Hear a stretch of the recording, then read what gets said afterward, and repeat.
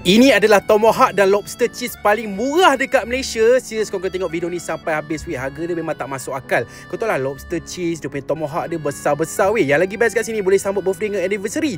Dia orang bagi free meja decoration, dapat air free, dapat kek lagi free weh. Kedai ni viral sebab ramai orang cakap dia punya tomahawk, lobster, stick dia paling murah dekat Malaysia.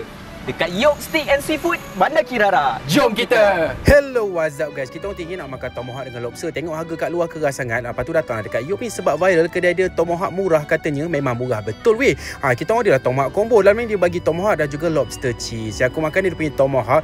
Bapak besar tomahawk dia. Daging dia memang lembut. Memang daging yang berkualiti lah kan. Rasa dia punya black pepper dengan garam kat atas. Tuang dia punya brown sauce dia. Makan macam tu pun dah ngam teruk weh. Daging ni memang lembut sangat. Kau tengoklah ni. Lepas tu dalam ni juga ada berapa jenis kondimen lah. Ada fries, ada mashed potato, salad. Macam Syafiq makan dia punya lobster cheese. Dia pakai Boston lobster weh. Memang berkualiti lah. Kau tahu cheese dia bapak banyak. Cicah dengan sos-sos yang dia bagi ni memang sangat best dan perfect combination untuk makan. Aku memang head off dengan York Steak and Seafood ni. Macam mana dia boleh jual harga murah macam ni tau. Lupa nak beritahu harga dia 299. Setiap ni ada tomahawk dan juga lobster. Lepas tu kita try lah air dia. Antaranya Blue Lagoon dan juga dia punya watermelon. Kalau korang sambut birthday atau anniversary, dia ada promo lain juga tau.